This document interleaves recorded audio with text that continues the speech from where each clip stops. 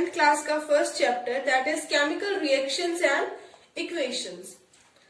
अपनी previous classes में आपने पढ़ा होगा फिजिकल चेंजेस और केमिकल चेंजेस के बारे में। इनके बारे में मैं थोड़ा बता देती हूँ। फिजिकल चेंजेस वो चेंजेस होते हैं जिनको हम रिवर्स कर सकते हैं। Change in state, ice to water. Ice को हम वाटर में कन्वर्ट कर सकते हैं, वैसे ही हम वाटर से आइस भी बना सकते हैं। सो ये रिवर्सिबल इन नेचर होते हैं। इनमें कुछ नया प्रोडक्ट नहीं बनता, कुछ ऐसा नहीं बनता जिसे हम दोबारा से इनिशियल में कन्वर्ट ना कर सके। इंस्टेड जो केमिकल चेंजेस होते हैं वो इरिवर्सिबल होते हैं, उनसे दोबारा से वो पहले वाली चीज को नहीं बनाया जा सकता। For example milk changes to curd. Milk curd में तो चेंज हो सकता है, लेकिन हम कर्ड को फिर वापस मिल्क में चेंज नहीं कर सकते बिकॉज दे आर इरिवर्सिबल। इनमें कुछ नया प्रोडक्ट बन जाता है जो कि दोबारा से रिएक्टेंट में या फिर पहले वाली चीज में कन्वर्ट नहीं हो सकता। सो हम कह सकते हैं that when there is a chemical change it means there is a chemical reaction. कि जब भी कोई केमिकल चेंज होगा इसका मतलब कोई ना कोई केमिकल रिएक्शन हो रही है। Hence, we can say that chemical reaction led to the formation of new products. तो केमिकल रिएक्शन जब भी होगी उसमें कुछ ना कुछ नए प्रोडक्ट्स बनेंगे और वो इरिवर्सिबल होगी। Now there are 2 activities in your book. आपकी बुक में 2 एक्टिविटी दी हुई है, उन एक्टिविटीज को देखते हैं। फर्स्ट एक्टिविटी में आपको बोला गया है टेक अ मैग्नीशियम रिवर। एक मैग्नीशियम का ribbon low, clean it with sand paper और इसे सैंड पेपर के साथ क्लीन करो। अब क्लीन क्यों करना है? क्योंकि जो मैग्नीशियम है वो हवा की ऑक्सीजन के साथ रिएक्ट कर लेता है बहुत जल्दी, जिससे कि उसके ऊपर मैग्नीशियम ऑक्साइड की एक परत जम जाती है। सो उसी को साफ करने के लिए हमें पहले इसे क्लीन करना पड़ेगा। Then hold it with a tong. ये टोंग होता है पकड़ने के लिए। सो उसको टोंग से पकड़ेंगे। टोंग से क्यों पकड़ेंगे? क्योंकि हमें उसे गर्म करना है। गर्म करेंगे तो हाथ को जलने से बचाने के लिए हम उसे टोंग की हेल्प से पकड़ेंगे। Burn it using spirit lamp. Spirit lamp की हेल्प से उसे बर्न करेंगे, जलाएंगे। And collect ash in china dish.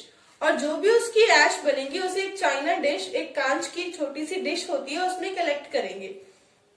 इसमें हम क्या देख रहे हैं हम कि जो मैग्नीशियम रिबन है वो जल के ऐश में कन्वर्ट हो रहा है और जो ऐश है वो क्या है? मैग्नीशियम ऑक्साइड है। और केमिस्ट्री में जब भी किसी चीज को हम जलाते हैं, बर्न करते हैं, इसका मतलब आग हमेशा ऑक्सीजन की प्रेजेंस में जलती है। इसका मतलब उस चीज की ऑक्सीजन के साथ रिएक्शन। किसी भी चीज को बर्न करना मतलब उसकी ऑक्सीजन के साथ रिएक्शन। तो यहाँ भी मैग्नीशियम की ऑक्सीजन के साथ रिएक्शन ही हो रही है और क्या बन रहा है? मैग्नीशियम ऑक्साइड बन रहा है, एक नया प्रोडक्ट बन रहा है जिससे बाद में हम इसको नहीं बना सकते। सेकेंड एक्टिविटी देखते हैं। सेकेंड एक्टिविटी में आपको एक फ्लास्क लेनी है। उस फ्लास्क में आपको क्या ऐड करना है? Zinc granule. जिंक के छोटे छोटे ग्रेन्यूल्स आते हैं लैब में, उसे ऐड करना है। बाद में उसके बीच डालना है डाइल्यूट सल्फ्यूरिक एसिड। अब एसिड 2 तरीके का होता है, कंसंट्रेटेड भी होता है और सल्फ्यूरिक भी होता है। डाइल्यूट होता है। कंसंट्रेटेड मतलब प्योर एसिड जिसमें पानी नहीं मिक्स होता। डाइल्यूट मतलब एसिड में अगर हम पानी को मिक्स कर दें तो उसकी जो कंसंट्रेशन है, मात्रा है, वो ओवरऑल पानी में कम हो जाती है, तो वो dilute sulphuric acid. Dilute sulphuric acid में जब हम जिंक के ग्रेन्यूल्स डालते हैं तो रिएक्शन होती है। रिएक्शन होने से हाइड्रोजन गैस जो है वो रिलीज होती है। So evolution of hydrogen gas. Evolution means evolve होना, गैस का रिलीज होना। सो इन दोनों ही एक्टिविटीज में हमने देखा कि केमिकल रिएक्शन हो रही है। जहां पे रिएक्शन हो रही है जिंक और सल्फ्यूरिक एसिड के बीच में, रिलीज हो रही है हाइड्रोजन गैस, जिससे हमें पता चलता है कि हाँ कुछ ना कुछ रिएक्शन हुई है। यहाँ पे वहां पे मैग्नीशियम ऑक्साइड बन रहा है, जिससे हमें पता चलता है कि मैग्नीशियम की ऑक्सीजन के साथ रिएक्शन हुई है। सो ये दोनों ही एक्टिविटीज केमिकल रिएक्शन को शो कर रही हैं। So whenever a reaction takes place there should be. जब कोई भी रिएक्शन होती है तो क्या चीज होती है? या तो change in state, change in colour हो सकता है, change in temperature, change in temperature का मतलब जब कोई रिएक्शन हो तो उसमें हीट रिलीज हो, हीट का रिलीज होना मतलब change in temperature. Evolution of gas हो सकती है, कोई ना कोई गैस निकल सकती है, तो इन सब चीजों से हम पता लगा सकते हैं कि कोई ना कोई केमिकल रिएक्शन हो रही है। Now how to write a chemical equation, एक केमिकल इक्वेशन को हम कैसे लिख सकते हैं। So instead of writing in a definition which is very long, जो बहुत लंबी हो जाएगी अगर हम ये लिखें कि magnesium reacts with oxygen to form magnesium oxide, तो हम इसे इक्वेशन की फॉर्म में लिख सकते हैं। इक्वेशन दो तरीके की हो सकती है। फर्स्ट इज वर्ड इक्वेशन, जिसमें हम नेम्स लिखते हैं उनके वर्ड्स में, और सेकेंड हो सकती है कि इन वर्ड्स की जगह भी हम इनके केमिकल फॉर्मूले यूज करें, वो हम नेक्स्ट करते हैं। फर्स्टली वर्ड इक्वेशन देखते हैं। वर्ड इक्वेशन में वर्ड्स लिखते हैं, जो चीजें यूज हो रही हैं या फिर जो चीजें बन रही हैं उनके नेम्स। फॉर एग्जाम्पल, हमने एक रिएक्शन की थी एक्टिविटी में जिसमें मैग्नीशियम यूज हो रहा है प्लस ऑक्सीजन यूज हो रही है, और बन क्या रहा है, मैग्नीशियम ऑक्साइड बन रहा है। सो जो चीजें यूज होती हैं एक रिएक्शन के अंदर उन्हें हम रिएक्टेंट बोलते हैं, और जो चीजें नहीं बनती हैं उन्हें हम प्रोडक्ट्स बोलते हैं। अगर आपको डेफिनेशन पूछी जाए कि रिएक्टेंट और प्रोडक्ट क्या होते हैं, तो देखते हैं reactants are the substances that undergoes chemical change during reaction. वो सब्सटेंस जो एक रिएक्शन के दौरान चेंज होते हैं, जिनका केमिकल चेंज होता है, उन्हें बोलते हैं रिएक्टेंट। और रिएक्टेंट को हमेशा ही हम लेफ्ट हैंड साइड लिखते हैं। Products, new substances form during reaction are called product. और एक रिएक्शन के दौरान जो नए सब्सटेंसेस बनते हैं उन्हें हम प्रोडक्ट बोलते हैं, और प्रोडक्ट को हमेशा राइट हैंड साइड लिखा जाता है।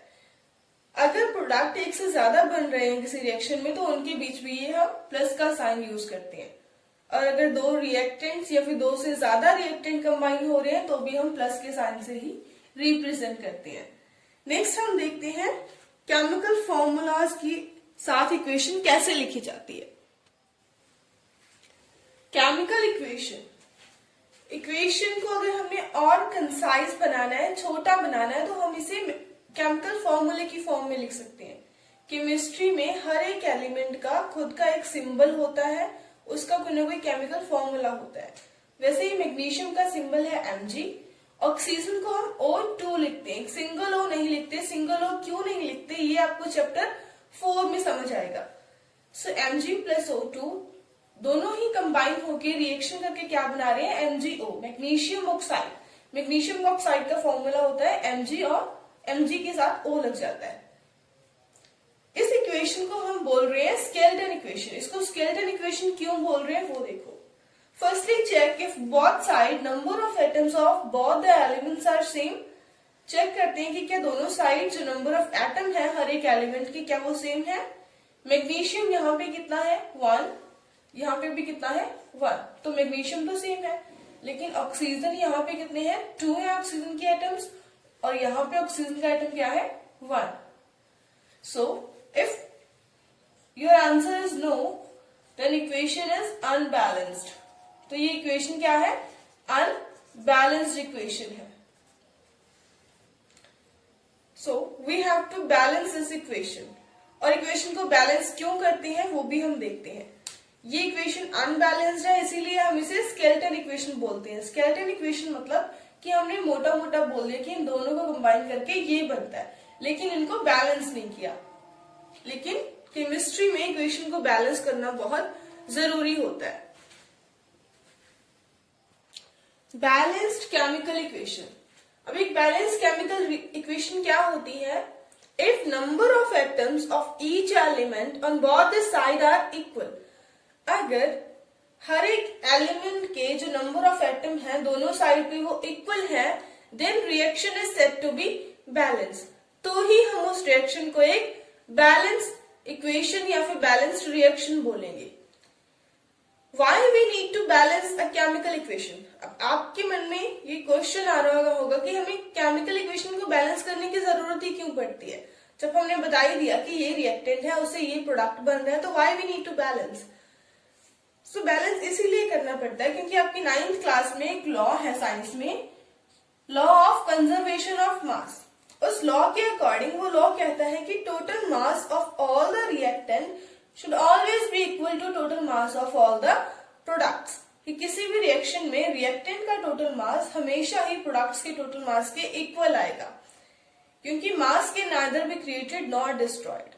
वेट को हम ना तो बना सकते हैं एक्स्ट्रा, ना ही हम उसको डिस्ट्रॉय कर सकते हैं। It can only be converted, सिर्फ उसको कन्वर्ट किया जा सकता है, बदला जा सकता है।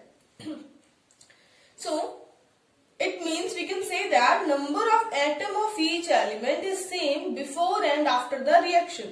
तो हर एक एलिमेंट के जो एटम्स है वो सेम रहेंगे रिएक्शन के पहले भी और बाद में भी, प्रोडक्ट चाहे जो भी बने। फॉर एग्जाम्पल, ये रिएक्शन है zinc plus sulphuric acid, products बन रहे हैं zinc sulphate plus hydrogen. Check करते हैं कि ये इक्वेशन बैलेंस है या नहीं। जिंक यहाँ कितना है 1, यहाँ पे भी कितना है जिंक 1, तो जिंक तो है बैलेंस्ड। अब बात करें हाइड्रोजन की, सो हाइड्रोजन यहाँ पे कितने हैं 2, यहाँ पे भी कितने हैं 2, ये भी है बैलेंस। सल्फर यहाँ पे है 1, यहाँ पे भी सल्फर है 1। ऑक्सीजन के यहाँ पे है 4 एटम्स और यहाँ पे भी कितने हैं ऑक्सीजन के 4 atom. So we can say that yes this reaction is balanced. So this is a balanced chemical equation. अभी हम सीखते हैं किसी अनबैलेंस्ड केमिकल इक्वेशन को बैलेंस कैसे किया जा सकता है। Let's learn how to balance. चलो बैलेंस करना सीखिए। बैलेंस करने के लिए सबसे पहले तो जो रिक्वायरमेंट है आपके पास ऐसी इक्वेशन हो जो अनबैलेंस्ड हो। सो यहाँ हमने इक्वेशन ली है आयरन लोहा मींस आयरन का जो सिंबल होता है वो होता है Fe। H2O सबको पता है वाटर का केमिकल फॉर्मूला है। सो आयरन के वाटर के साथ रिएक्शन है, बन क्या रहा है आयरन ऑक्साइड, फेरस ऑक्साइड बन रहा है Fe3O4 प्लस H2। इसमें हमें चेक करना है कि क्या ये इक्वेशन बैलेंस है या नहीं। सबसे पहले आपको इक्वेशन लिखनी है। इक्वेशन लिख के जो भी एलिमेंट्स हैं सबको एक बॉक्स के अंदर बंद कर देना। अब बॉक्स के अंदर क्यों बंद किया उसका भी एक रीजन है। जब भी आप बैलेंस करने बैठोगे, इक्वल करने बैठोगे, तो आप यहाँ कहीं पे भी कुछ चेंज नहीं करोगे। Do not change anything inside the box. Box के अंदर कुछ चेंज नहीं करोगे। आपको जो भी लगाना है 1 2 3 4 वो इस बॉक्स के बाहर लगा के चेंज करना है। क्लियर? सो पहले देख लेते हैं कि क्या क्या इनमें कमी है, कहाँ कहाँ ये अनबैलेंस्ड है। सबसे पहले एलिमेंट्स लिखेंगे। आयरन है, हाइड्रोजन है और ऑक्सीजन है, O है। सो रिएक्टेंट मींस इस साइड देखते हैं कि कितने कितने एटम्स है। आयरन का कितना है 1, हाइड्रोजन के कितने हैं 2, ऑक्सीजन का कितना है 1। नेक्स्ट हम देखेंगे प्रोडक्ट की साइड। आयरन कितने हैं 3, हाइड्रोजन कितने हैं 2, ऑक्सीजन के एटम्स कितने हैं 4। सो हमें देखने से पता चल रहा है कि ये रिएक्शन या ये इक्वेशन क्या है, अनबैलेंस्ड इक्वेशन है। Now we have to balance this equation. कैसे करते हैं वो नेक्स्ट रूल बताती हूँ मैं आपको। नेक्स्ट रूल क्या कहता है? नेक्स्ट रूल कहता है start balance the compound that contain maximum number of atom. पूरी रिएक्शन को देखो, सबसे ज्यादा नंबर ऑफ एटम आपको किस कंपाउंड में लग रहे हैं उसे उठा लो यहाँ पे। सो यहाँ पे हम लिखेंगे Fe3O4। इसमें भी उस एलिमेंट को सिलेक्ट करो जिसके ज्यादा एटम्स है। तो यहाँ पे हम सिलेक्ट कर रहे हैं O को। ऑक्सीजन के कितने हैं 4। फर्स्टली हमें बैलेंस करना है O को। सो यहाँ पे ऑक्सीजन कितने हैं 4, तो यहाँ पे भी हमें, यहाँ पे है 1 तो 4 बनानी पड़ेंगी। बॉक्स के अंदर चेंज नहीं करना, तो बॉक्स के बाहर हमने लिख दिया 4। अब ऑक्सीजन तो यहाँ पे हो गए 4, यहाँ पे भी हो गए 4, ऑक्सीजन हो गए बैलेंस। अब किसका बैलेंस बिगड़ा? पहले हाइड्रोजन यहाँ पे 2 थे, हाइड्रोजन वहां पे भी 2 थे, हाइड्रोजन का बैलेंस बिगड़ गया। तो अब यहाँ पे हाइड्रोजन कितने हैं यहाँ पे देखने के लिए हम क्या करेंगे 2 4 8। तो यहाँ पे है हाइड्रोजन कितने 8 और वहां पे है हाइड्रोजन कितने 2। तो अब हमें इनको भी बैलेंस करना है। सो इनको बैलेंस करने के लिए हम क्या कर सकते हैं, अगर इसको हम 4 से मल्टीप्लाई कर दे, यहाँ पे 4 आ जाए तो क्या ये बैलेंस हो जाएंगे? यस, 4 2 8 यहाँ पे है और 2 4 8 यहाँ पे है, तो हाइड्रोजन भी हो गए बैलेंस। अब नेक्स्ट हमें यहाँ पे भी 8 हो गए और यहाँ पे भी कितने हो गए 8। नेक्स्ट क्या रह गया अब हमारा बैलेंस करने वाला, आयरन। आयरन को बैलेंस करने के लिए कितने हैं आयरन यहाँ पे, here is 3, तो यहाँ पे भी हम क्या लगा देंगे 3। अब चेक करो कि क्या ये इक्वेशन बैलेंस है। आयरन कितने हैं 3, ठीक है, यहाँ पे भी आयरन कितने हैं 3, ओके। हाइड्रोजन देखो 2 4 8, यहाँ पे हाइड्रोजन कितने हैं 8 और यहाँ पे भी हाइड्रोजन कितने हैं 2 4 8। ऑक्सीजन चेक करते हैं, आगे 4 है, इसका मतलब ऑक्सीजन भी कितने हैं 4, ओके। पैर में 4 है, इसका मतलब यहाँ पे भी ऑक्सीजन कितने हैं 4, तो ऑक्सीजन भी हो गई बैलेंस, हाइड्रोजन भी बैलेंस और Fe भी बैलेंस हो गया। So now we can say that this equation whole is said to be a balanced equation. तो ये इक्वेशन हमारी हो गई बैलेंस इक्वेशन। बैलेंसिंग के इस मेथड का नाम क्या होगा, hit and trial method. Hit and trial method क्यों बोला, क्योंकि हमने कर करके देखा है इसको कि हाँ यहाँ पे 4 करें तो वहां पे कितना हो जाएगा, फिर यहाँ पे इतना है तो वहां पे हमें कितना लगाना पड़ेगा। So this method is known as hit and trial method. इससे आप बाकी और सारे रिएक्शंस को भी बैलेंस कर सकते हो, you can try by yourself. Next हम देखेंगे कुछ केमिकल इक्वेशंस। कई बार आपको रिएक्शंस या इक्वेशंस ऐसे लिखी हुई मिलेंगी, सो इनका क्या मतलब होता है। कुछ इक्वेशंस ऐसी होती हैं जो कुछ पर्टिकुलर कंडीशन देने पर, अगर हम उतना टेम्परेचर चेंज करेंगे तभी होंगी या फिर उतना प्रेशर देंगे तभी वो होती हैं। सो उनमें हमें रिएक्शन कंडीशन को मेंशन करना पड़ता है कि कौन सी शर्त है जिसके ऊपर ये रिएक्शन हो रही है। तो जैसे ये एग्जांपल है CO carbon monoxide plus hydrogen क्या बना रहा है CH2OH, अल्कोहल बन रही है। इसकी कंडीशन है कि प्रेशर कितना होना चाहिए 300 एटमॉस्फेयर, ये प्रेशर की यूनिट होती है एटमॉस्फेयर। या फिर कई बार रिएक्शन में हमें स्टेट मेंशन करनी पड़ती है कि जो रिएक्टेंट यूज हो रहे हैं वो गैसेस हैं, गैसेस के लिए हम G लिखते हैं। अगर कोई वाटर है या सॉल्यूशन है, सॉल्यूशन के लिए हम एक्वस लिखते हैं। अगर सॉलिड है, सॉलिड के लिए हम ब्रैकेट में S लगाते हैं। सो ये उनकी स्टेट होती है जो हमें कई बार मेंशन करनी पड़ती है। जैसे यहाँ पे C+O2 क्या बन रहा है CO2, कार्बन और ऑक्सीजन मिलकर बना रहे हैं कार्बन डाइऑक्साइड, तीनों ही क्या है गैसेस, तो यहाँ पे लिखा है G और G। सो ये आपको ध्यान में रखना है अगर कई बार आप कोई इक्वेशन पढ़ते हो कि ऐसा क्यों होता है। Types of chemical reaction. So हमारे पास बहुत अलग अलग टाइप की केमिकल रिएक्शन होती है, जैसे combination reaction, displacement, double displacement, decomposition, वो सारी हम डिस्कस करेंगे। सबसे फर्स्ट है कॉम्बिनेशन रिएक्शन। कॉम्बिनेशन नाम से ही क्लियर है, मतलब कुछ कंबाइन होने की बात हो रही है। सो फर्स्ट हम एग्जांपल से समझते हैं। एक रिएक्शन है, उसके लिए हमें क्या करना है, एक बीकर लेना है, बीकर में वाटर ऐड करना है, पानी डालना है और उसके अंदर हमें क्या ऐड करना है, calcium oxide CaO। Calcium oxide मतलब चूना पत्थर जिसे हम कहते हैं, वो हमें इसके अंदर ऐड करना है। बीकर को थोड़ा सा हम स्टिर करेंगे, हिलाएंगे, तो कुछ टाइम बाद आप फील करोगे कि आपका हाथ थोड़ा गर्म हो रहा है। वो क्यों, क्योंकि इस रिएक्शन के होने से क्या हो रही है, हीट रिलीज हो रही है, तो बीकर गर्म हो जाएगा। ठीक। So calcium oxide reacts vigorously with water to produce calcium hydroxide।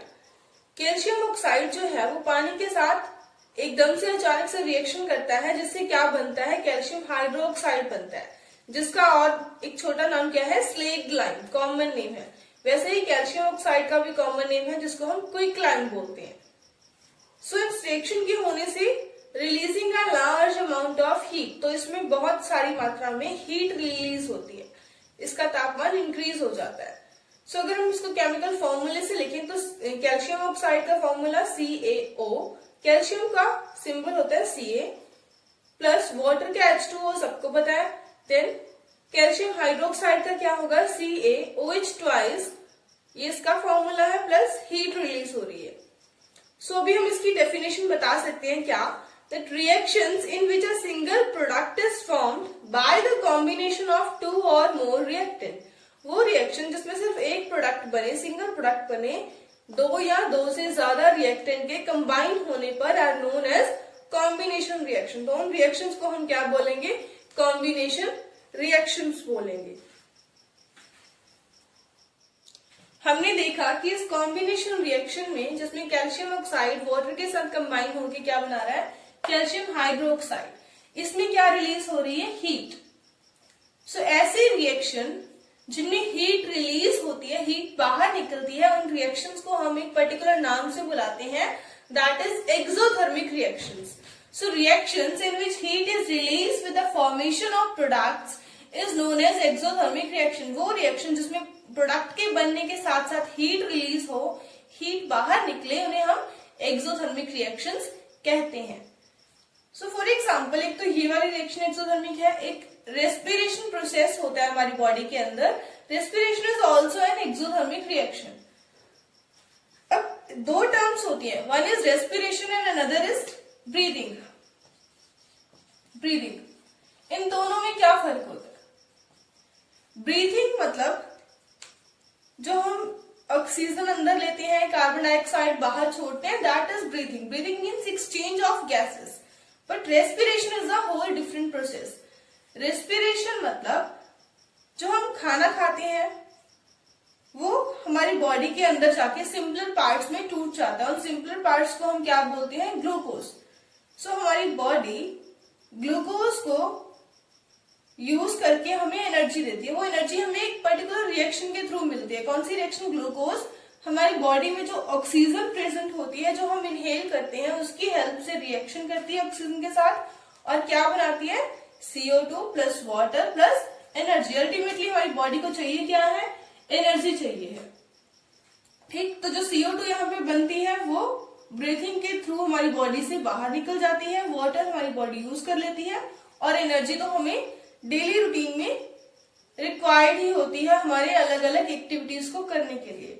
So we can say that respiration is also an exothermic process. तो जो रेस्पिरेशन होता है, रेस्पिरेशन मतलब ग्लूकोज से हमारी बॉडी को एनर्जी मिलना, वो भी क्या है? एक एक्सोथर्मिक प्रोसेस है या एक्सोथर्मिक रिएक्शन है। क्लियर? नेक्स्ट हम करेंगे अगली वीडियो में। Thank you so much for watching.